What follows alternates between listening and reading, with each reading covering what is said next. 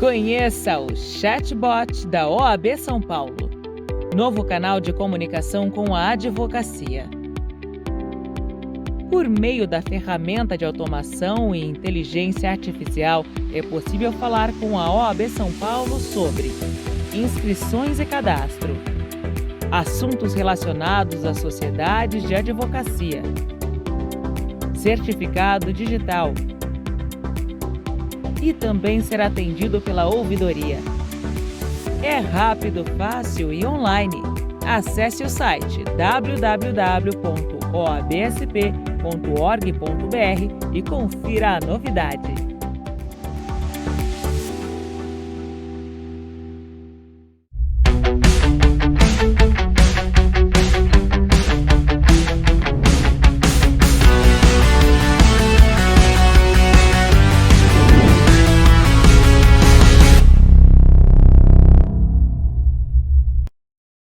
Olá, que bom estar com vocês novamente, nesse projeto tão importante, tão interessante da OAB de São Paulo, que organiza mini-aulas sobre diversos assuntos que proporcionam mais um espaço para que todos nós nos aprimoremos, conversemos, debatamos, né? Um espaço para a advocacia estudar, conversar. Fico muito feliz e agradeço a todas e a todos que hoje me assistem. Esse projeto da OAB São Paulo realmente é muito importante. Eu agradeço à própria OAB, agradeço ao presidente Caio e a toda a equipe de Cultura e Eventos. O tema de hoje é fusões e aquisições de empresas nos cenários ESG e digital. A ideia é abordar o M&A, as fusões e aquisições, os mergers and acquisitions, sob um prisma desse novo momento, né? Dessa nova era, com algumas novidades, procurando comentar um pouquinho sobre o que muda. Eu sou Leonardo Leite e hoje falaremos sobre fusões e aquisições de empresas nos cenários ESG e digital. Eu sou sócio de Almeida Advogados, presidente da Comissão de Direito Societário da OAB de Pinheiros, aqui em São Paulo, sou associado do IBGC, Instituto Brasileiro de Governança Corporativa, do IDSA, Instituto de Direito Societário Aplicado, além de fazer parte do IASP, da ASP, do International Bar Association e de várias outras instituições. Eu sou advogado, formado pela Faculdade de Direito da Universidade de São Paulo, aqui em São Paulo. Sou um gaúcho que mora em São Paulo há bastante tempo, com 36 anos de carreira, e além de ter estudado Direito na Universidade de São Paulo, sou pós-graduado em Administração e em Economia pela Fundação Getúlio Vargas, aqui em São Paulo, também em Law and Economics, pela Escola de Direito da EGV, aqui em São Paulo. Eu sou formado em Conselho de Administração pelo IBGC, pós-graduado em Direito Empresarial pela Escola Paulista da Magistratura e sou mestre em Direito Norte-Americano e Jurisprudência Comparada pela New York University, em Nova York. Eu dizia que trabalho há 36 anos com advocacia e dedicado ao direito societário, aos contratos, às fusões e aquisições, o M&A, como a gente chama, governança corporativa, ESG, compliance, projetos e operações de empresas em geral e a advocacia corporativa. Também sou árbitro, conselheiro de empresas, consultor de empresas, autor de vários livros, professor. É um prazer estar aqui com vocês. Eu dizia que vamos falar hoje sobre o M&A num contexto um pouco novo. Algumas pessoas me perguntam, Leonardo, ESG é um conceito novo? O mundo digital é um conceito novo? Logicamente não. Inclusive, já gravamos mini-aulas como essa para o projeto da OAB de São Paulo, abordando a advocacia corporativa, abordando o ESG, abordando o M&A, mas sobre óticas mais profundas de cada um desses pontos. E hoje a gente vai tentar juntar tudo isso, né? Eu, falando um pouquinho de ESG, eu diria que isso vem da governança corporativa, né? Rapidamente, o tema de hoje não é o ESG, mas ele será necessário para que a gente contextualize o que muda nas operações de M&A em função do ESG. Eu diria que As empresas, durante muito tempo, foram consideradas organismos, eu gosto dessa palavra, que oferecem bens e serviços à sociedade, a todos nós, e com isso tem a sua remuneração e os seus donos, né, os seus acionistas, os seus sócios, têm lá o seu dividendo, o seu lucro. Isso continua sendo verdade, mas dos anos 80 para cá, de 1980 para cá, passamos a incluir o conceito da governança corporativa, que já buscava um certo equilíbrio entre todos os agentes diretamente ligados à empresa. Um certo equilíbrio entre outros públicos, não apenas só os stockholders, como a gente chama em inglês, os donos da empresa, os donos dos estoques, das ações, né? Não apenas os stockholders, mas todos os stakeholders, aqueles que têm algum pedacinho, têm alguma conexão direta com a empresa. Todo o seu corpo administrativo, os seus colaboradores, os seus parceiros diretos, e aquele contexto mais restrito ali, pertinho da empresa, são os stakeholders. E a governança, através de um equilíbrio de forças, estabelecendo procedimentos, estabelecendo alçadas, estabelecendo o que cada um decide, o que levar em conta, alguns regulamentos, etc., criou um sistema que buscou uma maior eficiência da empresa. Empresas com boa governança costumam valer mais, costumam ganhar mais e costumam ter uma longevidade maior, uma atratividade maior. Isso se tornou uma mentalidade empresarial que não é propriamente decorrente de legislação, embora nós tenhamos, tanto no Brasil quanto no mundo, importantes diplomas legais que ajudam a governança, ela é muito mais uma mentalidade, um jeito de conceber empresas e de tocar negócios. Eu chamo o ESG de uma evolução da governança corporativa, porque se passamos do foco nos stockholders para o foco nos stakeholders, dos anos 80 para cá, como eu diria, e agora nós falamos também dos no-holders, ou seja, mesmo aqueles que não têm uma relação direta com a empresa, impactam a empresa e são por ela impactados. Aí a gente coloca o meio ambiente, que é o E, colocamos os direitos sociais e humanos, o S, e juntamos a governança, que é o G. Portanto, o ESG, da maneira como eu vejo e defendo, é uma evolução da governança corporativa, não sendo propriamente uma questão nova. Porém, essa preocupação com a sustentabilidade num contexto maior do que só a empresa, incluindo todo o seu processo produtivo, não apenas o seu core, não apenas o seu cerne, mas de onde vem a energia para esse produto ou serviço? E que energia é essa? Uma energia limpa, uma energia renovável? Não podemos esquecer, por exemplo, no Brasil, que já vivemos há algum tempo crises de energia. 2001, né? E assim por diante. A mesma coisa a água. Da onde vem essa água? Que água é essa? Que cuidados tomamos com essa água? Estamos usando de uma maneira consciente tanto a energia quanto a água? Cuidado com a poluição de rios, de lagos, de lagoas, dos mares, e também com a escassez de água. Vivemos uma nova escassez de água, já vivida em 2013, 2014. Ou seja, todos nós, e as empresas também, precisamos começar a perceber que não podemos pensar apenas no que nós fazemos, mas o que fazemos, as decisões e as nossas escolhas precisam ser inseridas nesse ambiente maior. Por exemplo, madeira. De onde vem essa madeira? Para tudo que façamos. Para móveis, para construção civil, para um objeto, para tudo. De onde vem essa madeira? Vem de desmatamento? Será que vem de uma área de queimada? Né? O solo está sendo bem cuidado? Como é que está a emissão de carbono? Ou seja, toda a questão ambiental, fauna, flora, de modo geral, passa a ser, e é preciso que seja, motivo de foco também das empresas e de suas operações.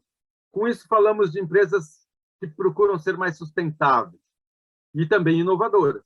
Durante muito tempo se pensou que inovação fosse apenas o uso de mais tecnologia, especialmente eletrônicos, algoritmos, robôs, sistemas, softwares. Isso também faz parte do conceito de inovação. Mas quem defende o ESG buscam um conceito empresarial de inovação em termos de modelo de negócio, que seja realmente mais sustentável. Também pensamos no aspecto social, dos direitos humanos e social. Precisamos que as empresas combatam, não apenas que não sejam preconceituosas, mas que combatam o idadismo, o capacitismo, o preconceito com autistas, com deficientes físicos, com deficientes mentais, as questões de gênero, de raça, de orientação sexual, de oportunidades, de origem geográfica, origem social, religião e assim por diante. E as empresas precisam não apenas aceitar a diversidade, que é uma questão natural, cada um de nós é diferente, todos nós somos únicos, portanto, a diversidade é natural, mas precisamos também incluir, e incluir de uma maneira efetiva. Não apenas permitindo que todos esses públicos trabalhem na empresa, falando no conceito empresarial, como também precisamos fomentar, precisamos criar essas oportunidades. É muito comum que algumas empresas digam, Leonardo, mas eu não consigo encontrar pessoas negras, ou mulheres, ou deficientes físicos, ou autistas, ou idosos, e assim por diante, que tenham as competências que eu preciso, que tenham a formação que eu preciso, a experiência que eu preciso. Isso, em alguns casos, pode ser verdade, mas a questão não acaba aí. O que nós vamos fazer para que essas pessoas passem a ter essa formação e essa competência? Isso é papel do Estado, sem dúvida, mas é também papel das empresas.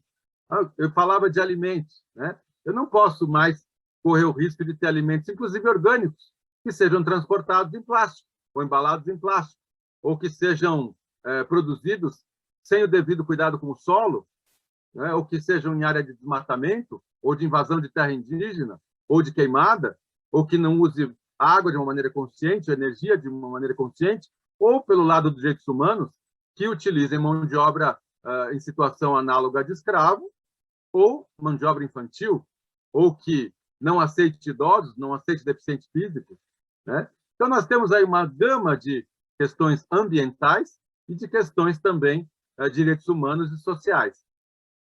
Também não precisamos pensar em ver as empresas de uma maneira um pouco mais ampla, como eu diria, incluindo os no-holders. Tudo aquilo que a empresa impacta e tudo aquilo que é impactado pela empresa. Não apenas no seu processo central, mas em todo o seu entorno. De quem ela compra, quem são os seus fornecedores, quem são os seus parceiros, ou para quem ela vende, que depois vai dar seguimento àquele produto ou serviço até que chegue ao consumidor final. Todo o processo produtivo, né? Inclusive todos os terceirizados.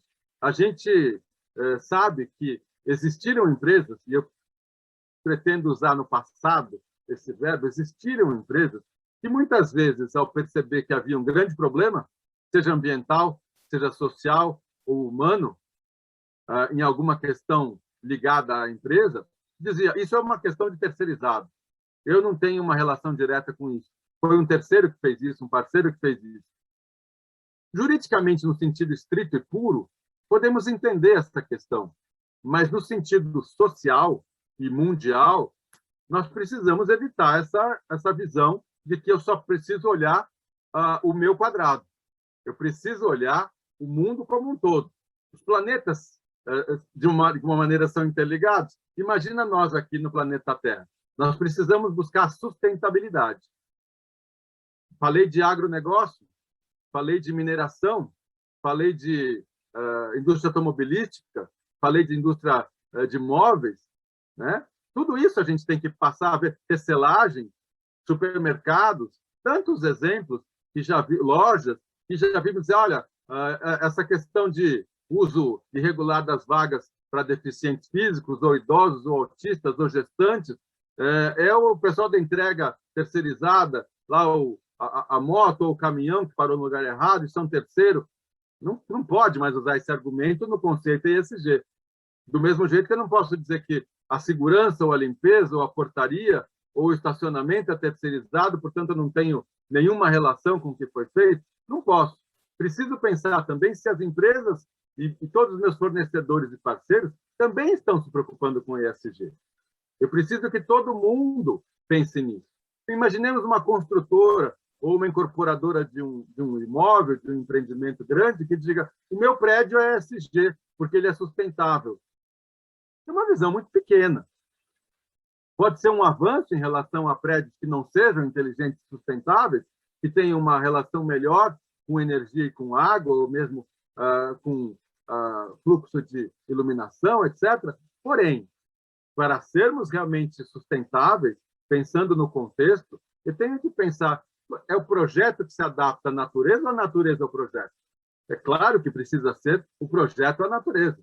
Portanto, se existe um terreno com árvores, com um determinado solo, com água e assim por diante, né, com uma questão de insolação para os vizinhos, um modo de vida naquela região, naquele bairro, o projeto e a empresa que se diz sustentável e preocupada com o ESG tem que considerar tudo isso. Eu não posso chegar demolindo uma série de casas ou vilas, ou tirar um monte de árvore e depois dizer: depois eu faço uma compensação num outro lugar, ou eu coloco lá alguns vasos. Isso não é ser sustentável, né?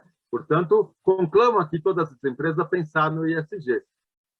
E por que eu estou falando tanto de ESG se o assunto de hoje é o M&A, ou as fusões e aquisições inseridas no contexto ESG? Porque isso muda bastante coisa. As empresas, trazendo um pouquinho de direito societário, as empresas são criadas, são constituídas em algum momento, né? Para ficar no mais simples, as limitadas e as SAs. Nós vamos ter ali um contrato social, ou uma ata de constituição de uma SA, que traz ali o seu estatuto. Eu costumo dizer que esse é o nascimento das empresas em termos formais, em termos de documentos, seguido ali de todos os registros que precisamos de junta comercial, CNPJ, etc. Esse é o nascimento da empresa. Algumas empresas crescem. Digo algumas porque sabemos que não é para todas, né? Nem todas as empresas têm uma longevidade grande. O Brasil é um modelo de empreendedorismo no sentido de espírito empreendedor do nosso povo, e é um modelo de criação de negócios e de empresas muito criativo, mas poucas empresas sobrevivem aos primeiros anos. Algumas crescem e, de alguma forma, assim como acontece com as pessoas naturais, conosco, em algum momento as empresas tendem a morrer. Toda empresa tem seu ciclo, né? Só que esse ciclo natural muitas vezes passa por um projeto de M&A, uma fusão ou uma aquisição, uma compra e venda, para falar numa linguagem bem simples e bem coloquial, porque o tema hoje é específico, né? Então, as empresas podem se movimentar através de parcerias, de associações, de joint ventures, que é um tipo, uma modalidade no M&A, e tem ali as compras e vendas. Se eu tenho uma empresa que quer comprar outra, ou que será vendida para outra, depende do lado que nós estamos, ou temos um investidor, ou um fundo de investimento, ou uma empresa que quer comprar um pedaço de uma outra empresa, que é uma aquisição parcial. Ela pode ser parcial, pode ser total, pode ser meio a meio, e assim por diante. Essa operação de M&A tem algumas etapas. Talvez a primeira etapa seja aquele candidato a comprador vai olhar o que ele pode comprar, o que existe de interessante. Existem empresas do seu segmento ou não, pode ser para crescer, pode ser para mudar, pode ser para migrar, pode ser para complementar o seu negócio, pode ser para se associar a um concorrente, pode ser para tentar conquistar um novo mercado. Por diversas razões, o comprador, seja uma empresa, seja um fundo de investimento, seja um investidor, até pessoa física ou natural, ele faz um certo mapeamento do mercado, né? E vai lá buscar o que pode lhe interessar. A modalidade contrária também. Uma empresa que precise ser vendida, no todo ou em parte, porque ela não tem um sucessor. Uma empresa familiar, às vezes, acontece isso. Ela não tem um sucessor natural, outras vezes ela percebe que está sem dinheiro, está sem tecnologia, está sem ideias, não tem musculatura para crescer, ela não está conseguindo mais ser inovadora, não está mais conseguindo manter o seu mercado, precisa de dinheiro, precisa de acesso a outros mercados ou outras tecnologias, precisa de uma marca, uma patente, um mercado novo, né? Por várias razões, essa empresa, ou porque ela está para quebrar, muitas vezes a empresa está estressada, com ativos estressados, que é o distressed M&A, como nós chamamos, e acontece dessa empresa falar: olha, preciso ser vendida, no todo ou em parte. E com isso, nós vamos buscar, muitas vezes com a ajuda de fundos de investimento, com corretoras, com consultorias, vamos buscar alguém que esteja interessado. Surgindo essa aproximação, vamos então negociar, vamos conversar, tem todas as fases do M&A, que já falamos num outro momento aqui, num outro vídeo para a OAB de São Paulo, e vamos assinar ali alguns documentos, primeiro de não confidencialidade, de não divulgação de informações, né? Um acordo de confidencialidade, um NDA. Muitas das palavras e termos são em inglês, por uma questão do mercado mundial. Assinamos ali um documento de confidencialidade, temos mais tratativas, assinamos um memorando de entendimento, fazemos uma auditoria, uma due diligence, depois chegamos à discussão das contingências, aos contratos, assinamos, pagamos, fechamos, a operação é concretizada. Essa é uma operação básica de M&A. Leonardo, o que muda nesse cenário ESG que você falou agora há pouco? Muda bastante coisa. Muda bastante coisa. Alguns segmentos, em especial, e eu vou evitar ficar falando aqui para que ninguém se sinta incluído erroneamente, e também não seria de propósito, mas alguns segmentos precisam se reinventar. Todos nós sabemos, olha, tem coisas aqui que, se não se reinventarem, vão sair do mercado. Quem usa, por exemplo, a energia de uma maneira não consciente, quem produz poluição de uma maneira não consciente, quem está sujando o solo, quem está sujando a água, quem está desmatando, quem está queimando, quem está produzindo mais carbono, quem está utilizando energia fóssil, né? Uma série, ou produtos ligados diretamente a isso, são apenas alguns dos segmentos que precisam se reinventar. Ou seja, a sustentabilidade já está, felizmente, está determinando o investimento.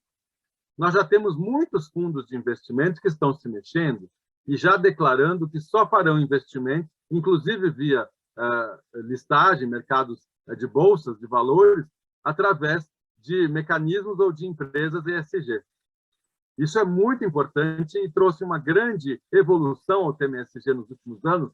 Talvez por isso algumas pessoas pensem que é um tema novo, e não é, mas essa é a grande diferença. Os mercados, os investidores estão olhando isso. Os consumidores estão olhando isso. Os colaboradores nas empresas estão olhando isso. Os parceiros comerciais estão olhando isso. Portanto, na hora de decisão de compra, tanto de ação como de uma empresa, ou de parte de uma empresa, no conceito aqui do ESG, a atratividade das empresas, target ou alvo, muitas vezes é determinada por sustentabilidade ou não dessa empresa, do seu segmento, do seu modelo de negócio. Isso é importantíssimo. Por quê? Porque se essa empresa não for atrativa, não vai ter M&A para ela. Segundo aspecto, ela pode ser atrativa, mas nós vamos precisar olhar com muito mais cuidado o chamado valuation, a avaliação. Ela pode ser atrativa, pode ser que a gente consiga organizar um projeto de M&A com essa empresa, porém com um valor muito mais baixo. Ela vale menos, ela não é tão sustentável, ela tende a perder mercado, ela tende a perder consumidores, se ela não mexer o seu modelo. A inovação das empresas precisa agora incluir todo o conceito ESG, para que sejam sustentáveis, porque trabalhadores podem não querer mais trabalhar nelas, colaboradores, parceiros podem não querer mais fazer negócio com elas, consumidores podem não querer mais consumir, investidores não investir nela, a empresa tende a morrer. O que já foi um plus, uma coisa ideológica, hoje é fundamental. Então, numa decisão de tomada de crédito para comprar uma empresa ESG, eu vou ao banco muitas vezes para conseguir empréstimo e falar: Leonardo, mas você quer investir naquela empresa que não é ESG, que não é sustentável? Eu não vou te dar, eu vou cobrar uma taxa muito mais cara, mais alta. Ou seja, a empresa pode ser ou não atrativa para um projeto de M&A, se ela estiver ou não de acordo com o ESG, se ela for sustentável, ela pode valer mais ou menos. Depois nós temos as etapas. Eu falava da auditoria, por exemplo, a legal due diligence. Eu agora incluo conceitos ESG também, sustentabilidade também. Do mesmo jeito que fizemos já há vários anos com compliance, colocando cláusulas e questões específicas de compliance, já colocamos de governança de ESG também. E lembrem-se que o ESG não é apenas a empresa no seu core, no seu cerne, mas os parceiros também, os terceirizados também, de quem ela compra, para quem ela vende, com quem ela negocia, de quem ela é parceira, a quem eu vou associar a minha marca. Ou seja, nós rompemos um pouco a questão da terceirização. E o capitalismo, que já foi chamado de selvagem, hoje migra para o conceito de capitalismo consciente, uma expressão também importante quando falamos em sustentabilidade. Lembre-se de algumas palavras que eu estou trazendo aqui, que talvez sejam novas para alguns. Capitalismo consciente, sustentabilidade, no-holders, quem é impactado e quem impacta essa empresa, essa operação, todos os terceirizados, toda a sua cadeia de produtos e serviços. Né? Então, voltando ao M&A, eu preciso ver se essa empresa continua sendo atrativa, eu preciso ver a questão da avaliação dela, quanto ela vale, valuation. Eu vou passar por toda uma auditoria que vai incluir agora a governança e ESG de uma maneira bem profunda e ampla, para ver se ela passa pela minha auditoria. Depois eu tenho a negociação dos contratos com cláusulas muito mais fortes, muito mais firmes nessa questão do ESG. As contingências também são ampliadas e eu talvez vou ter garantias também muito mais parrudas para as questões de sustentabilidade e ESG. Veja como complexo, como mais complexo ainda ficou a operação de M&A. Leonardo, e o mundo digital?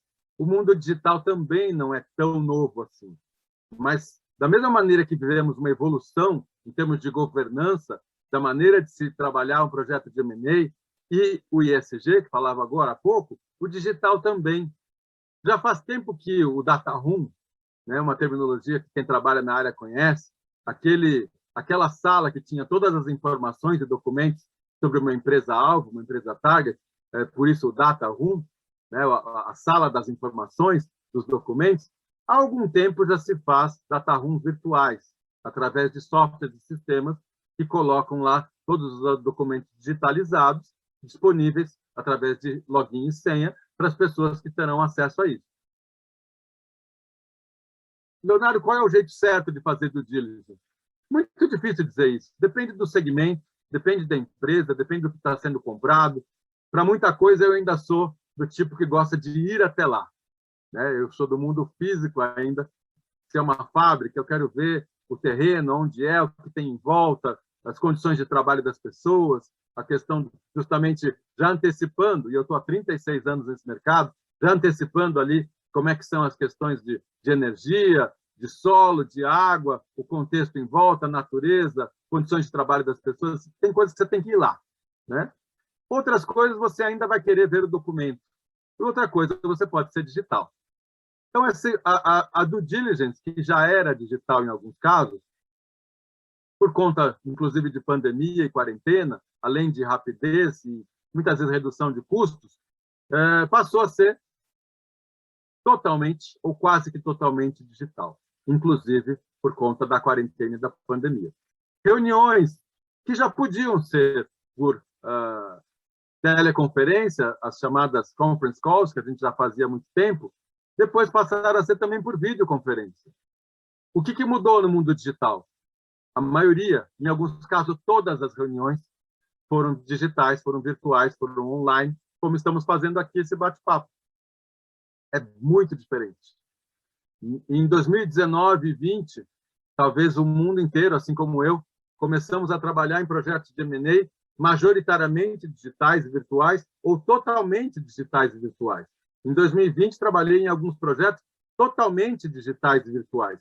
Toda a documentação foi feita em termos digitais, todas as reuniões, toda a due diligence, toda a negociação, toda a verificação de documentos, todo o envio de documentos, as assinaturas através de sistemas de assinatura digital, ou seja, toda a operação foi feita digitalmente. Pagamentos, o chamado fechamento, closing, tudo digital. Ou seja, Leonardo, o mundo de M&A mudou alguma coisa no cenário ESG digital? Mudou. Mudou. São evoluções. Eu diria que nós já estávamos, mesmo antes desse momento mais recente agora, porque tem gente que acha, poxa, esse mundo digital chegou com essa força toda em 2019, por conta da pandemia.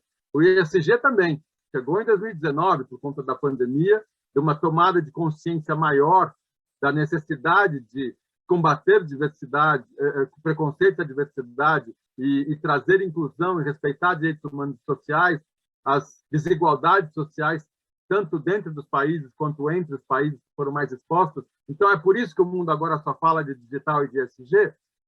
Na minha opinião, não. Essas questões já existiam, essas questões já estavam aqui, essas questões já estavam entre nós, mas elas ganharam um holofote. Muita gente diz que a pandemia não trouxe nada novo, mas colocou um holofote naquilo que já existia, né? E nós precisamos pensar, então, também no direito societário. Isso a gente fala, por exemplo, das questões com as juntas comerciais, as questões dos livros societários, as questões das reuniões de cotistas, das assembleias. Eu, por exemplo, defendo o modelo híbrido para reuniões de sócios e assembleias, por conta de uma visão de governança que me parece que precisa ser inclusiva. Nós precisamos oferecer a todos os participantes, sócios, acionistas, dependendo do tipo societário, o modelo de participação que mais lhe convenha. Algumas pessoas preferem o mundo presencial, físico, e eu entendo que devam ter o direito de participar dessa maneira. Outras preferem o mundo digital, o mundo virtual. Devem ter o direito de participar dessa maneira também. É o que chamamos de híbrido. Assim como o trabalho. É claro que existem trabalhos que já eram totalmente digitais e existem outros que precisam ser presenciais. Alguns serão híbridos. As empresas, de modo geral, estão se adaptando já há bastante tempo a isso. Algumas empresas são totalmente digitais, outras são totalmente presenciais. Algumas têm uma situação de teletrabalho, de home office, parcial ou total, que permite essa migração para o mundo digital, parcial ou totalmente.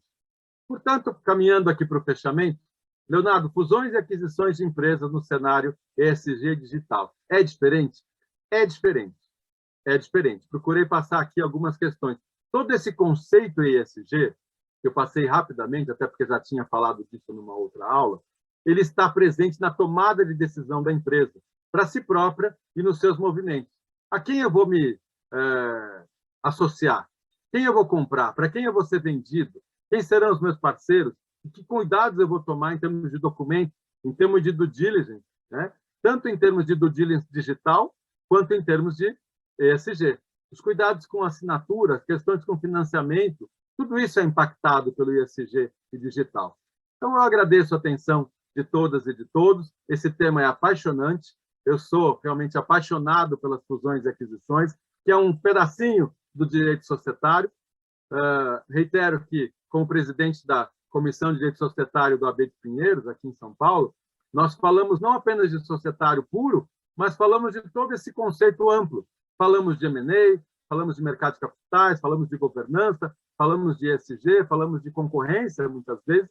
Então, essas questões são todas interligadas. E é claro que o mundo de M&A, o mundo também de mercado de capitais, não é um tema que falei diretamente hoje, mas também se preocupa com toda essa questão digital e mais ainda com a sustentabilidade. Precisamos de sustentabilidade para tudo que existe. Os bairros precisam ser sustentáveis, as cidades precisam ser sustentáveis. E qual é a relação das empresas com isso? Muita gente fala, Leonardo, isso é idealismo. Talvez na origem tenha sido essa chamada de consciência, mas nós precisamos ser sustentáveis nas nossas tomadas de decisão. Inclusive, conclamo a advocacia a também pensar o seu lugar no momento em que se discute de uma maneira mais ampla a sustentabilidade e o ESG. Advogados precisam também, na minha opinião, pensar no ESG. Não é uma questão apenas... Lembre-se que nós temos dois lemas: respeitar a lei e respeitar a ética. No Estado democrático de direito que todos vivemos e pelo qual lutamos, precisamos respeitar a lei e a ética, precisamos fazer as coisas corretas. Por isso temos aí o apoio do compliance, da governança corporativa e agora do ESG. E qual é o trabalho da advocacia? Temos que pensar também em uma maneira de ajudar os nossos clientes, ajudar as empresas, tanto a advocacia corporativa na sua própria empresa, quanto a advocacia de escritório, que apoie empresas e empresários, precisamos lembrar dessa questão do ESG, lembrar da questão do digital, que muda alguma coisa, né? Tanto no dia a dia, quanto em termos de fusões e aquisições. Eu agradeço muito a atenção de todas e de todos, reiterando, eu sou Leonardo Baren Leite, sou bastante ativo em redes sociais, estou à disposição de todos vocês. Agradeço ao OAB de São Paulo, na pessoa do seu presidente, o nosso presidente Caio, e a todo o Departamento de Cultura e Eventos. Muito obrigado, até uma próxima oportunidade.